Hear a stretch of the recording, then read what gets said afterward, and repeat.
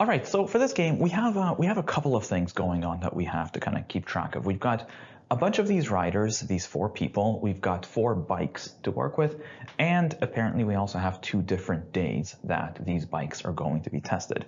And what's going to happen is that on the first day, each of these 4 people is going to test one of those 4 bikes. So all 4 bikes are going to be tested.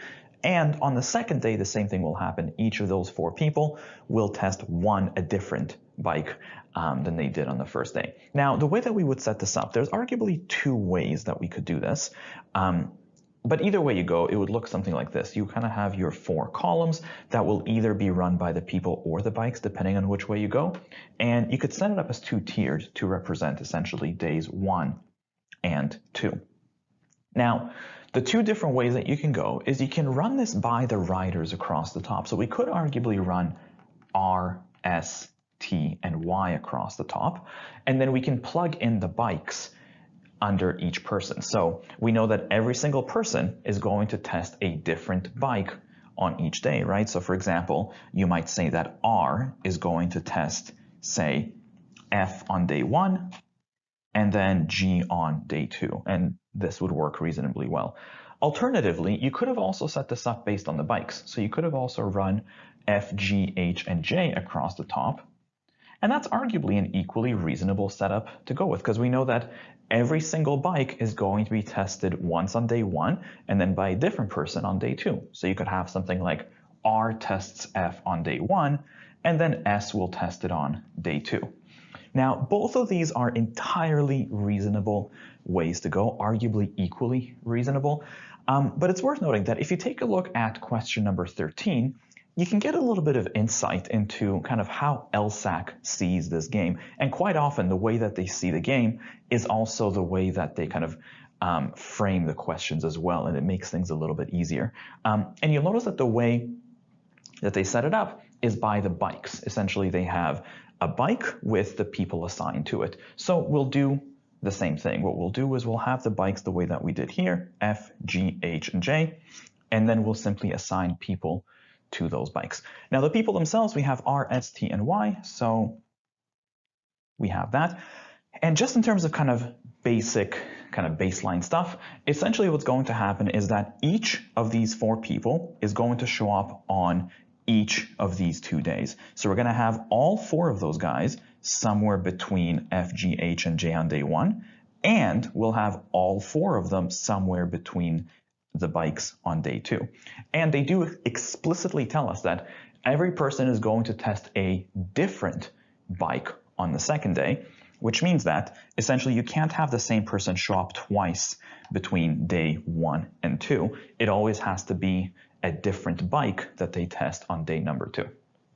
So from there, let's take a look. So the first rule tells us that R cannot do F, so we can say R can't possibly go in there. We can even leave a reminder here that R is not going to be under F. And it's worth noting that you always want to look for restrictiveness.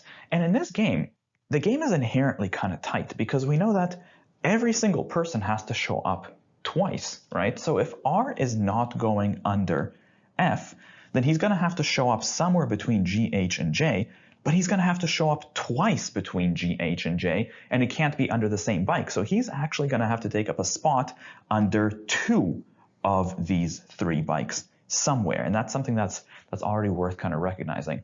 Second rule tells us that Y cannot go to J, which again, same kind of deal. We can leave a reminder that Y is not going to go under J. And again, you kind of want to keep in mind that this means that we're going to end up with 2 Ys somewhere between these 3 spaces. Next, third rule, T must be one of the testers for H, so that's kind of nice. T is definitely going to go under H, and we can leave a T over there. We just don't know day 1, day 2. And lastly, the bike that Y tests on day 1 would have to be tested by S on day 2. For the record, this might not be something that you could have seen coming in the first place, but this rule is kind of the reason that this setup with F, G, H, and J across the top ends up working out a lot better, because visually, this last rule basically just says that you're going to have Y on a given bike and S on the same bike right below. Essentially, you're just going to end up with a Y YS block. Now, to be fair, it's almost unreasonable to expect you to go through the rules to recognize that this rule would probably be kind of visually better. But if there was a reason that the F, G, H, and J setup across the top is a better setup for the sake of this game, really this rule is probably the biggest reason why. Anyways, that actually should also stick out now, right? Because the YS block, I mean, first of all, it's going to knock out 25% of our board no matter where we put it. So that's already kind of heavy. But we also know that the Y, it can't go under J. And moreover, wait a minute, there's no way to put the YS block under H either because we have to have a T there already. So the YS block really can only go into one of these two spots, which is something that might be worth exhausting as usual. And depending on where you put it, it might, so for example, R can't go in F, but if you lock out the G, that would kind of force R to go into these two. So that's kind of nice as well. So you know what? Yeah, let's do that. To be honest, remember, you don't need a good reason to exhaust the game. You just kind of need an excuse. And knocking out 25% of the board with a single rule is already a pretty good reason to exhaust the game. So we can set this up. We can have either the YS block is going to go here or the YS block is going to go there. And as we said, the fact that R can't go under F, that's kind of significant in this second scenario because we know that R can't go anywhere here anymore, which means R has to go into H really and J because we have to have two R's. That's what we said. R is going to show up twice under two of the bikes. And in this second scenario, it's going to have to be both of these bikes. In fact, moreover, we know that T is already under H, which means that we're going to have H be tested by R and T. We just don't know which day is which. And from there, actually, yeah, we can take one more step. Y can't go into J. So if Y can't go into J, where's the second Y going to go? And the only place we can go is actually over here, which means that we can take that next step. The second Y, the day 2 Y, is definitely going to be down here. We can even leave a reminder here because who could be on day 1 here?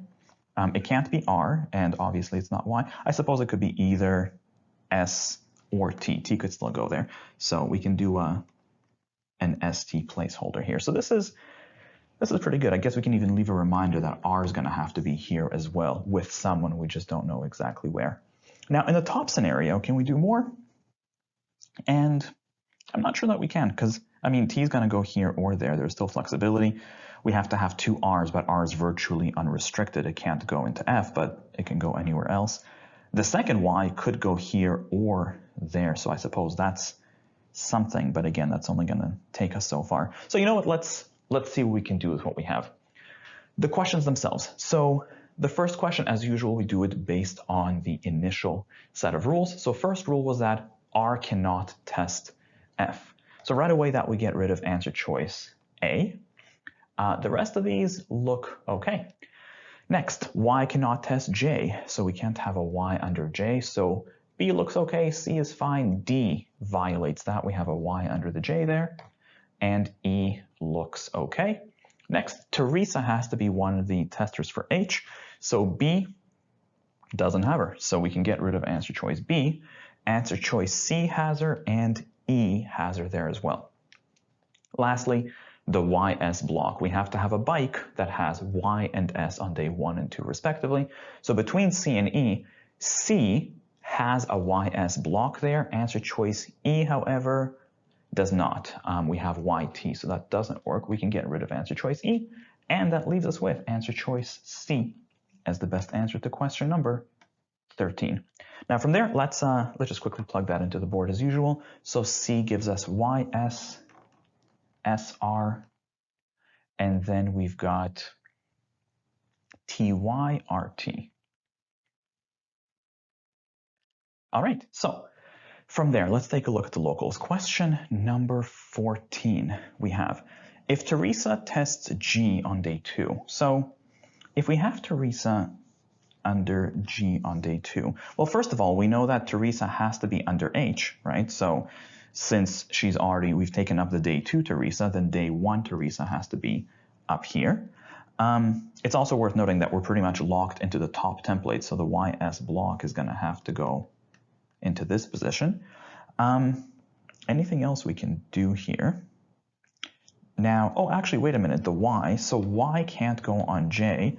And the thing is, the second y has to be a day 2 y, since we already have a day 1 y. This entire game kind of plays out kind of like Sudoku.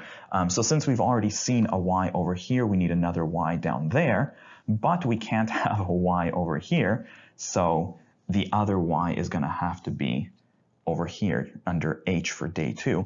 And now here we go. We have to have two r's, right? So one of the r's is going to have to go here.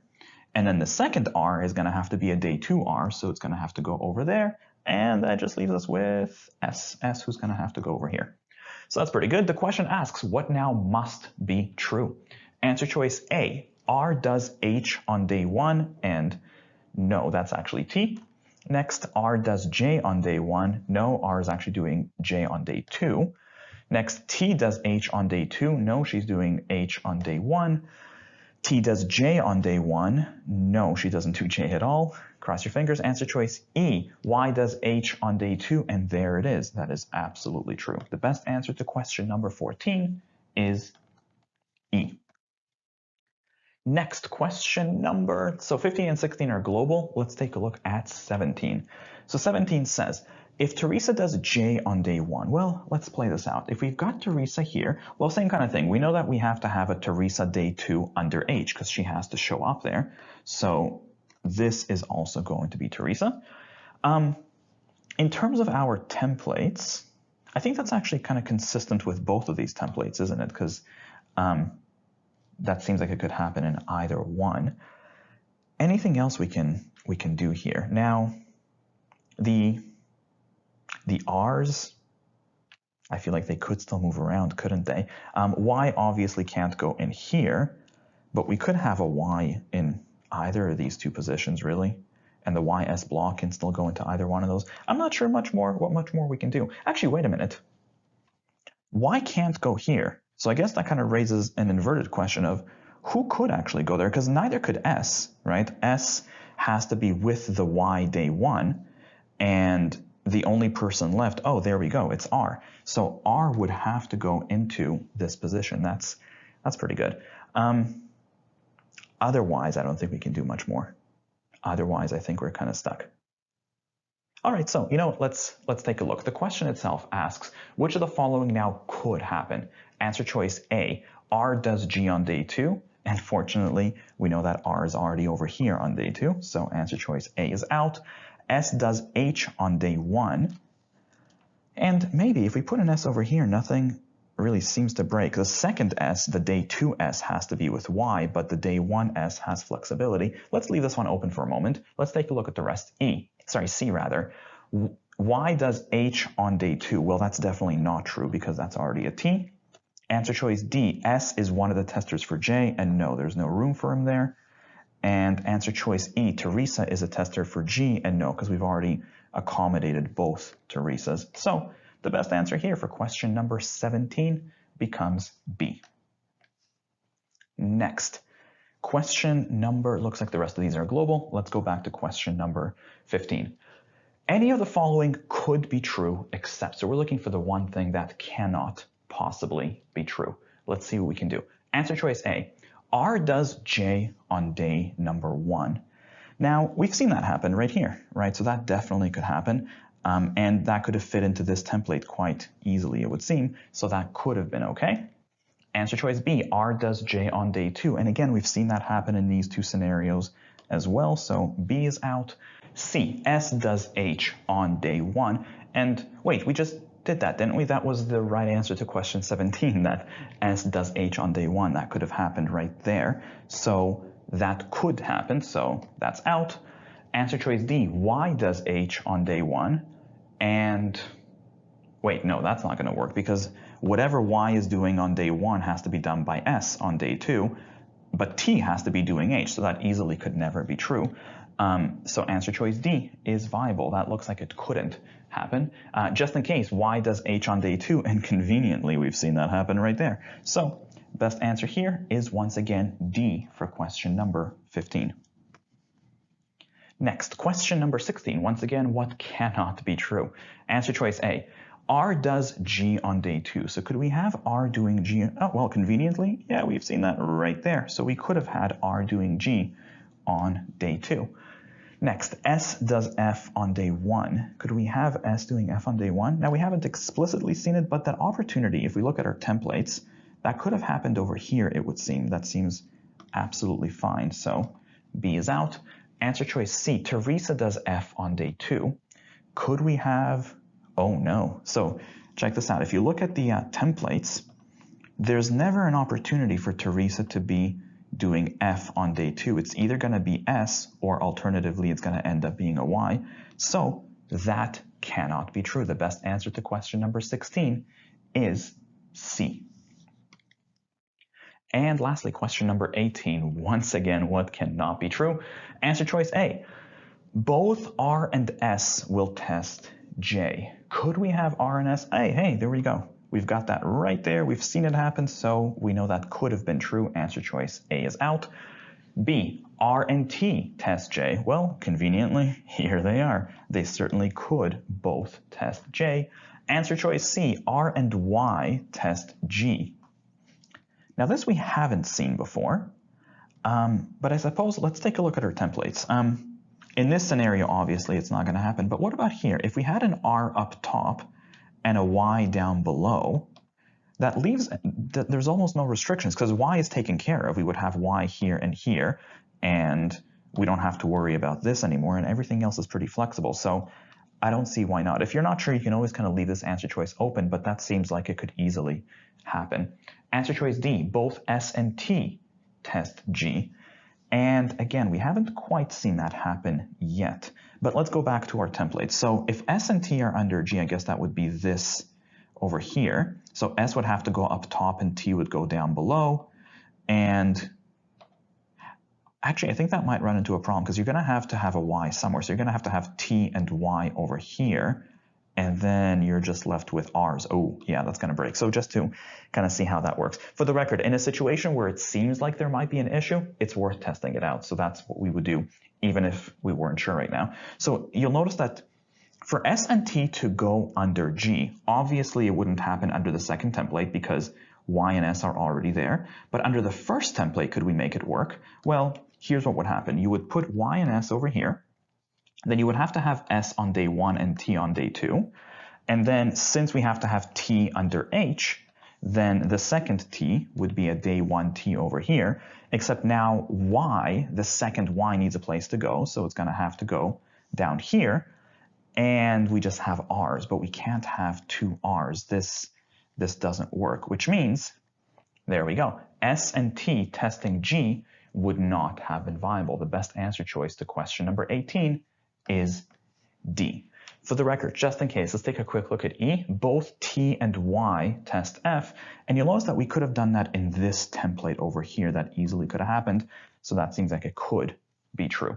Once again, best answer here was D.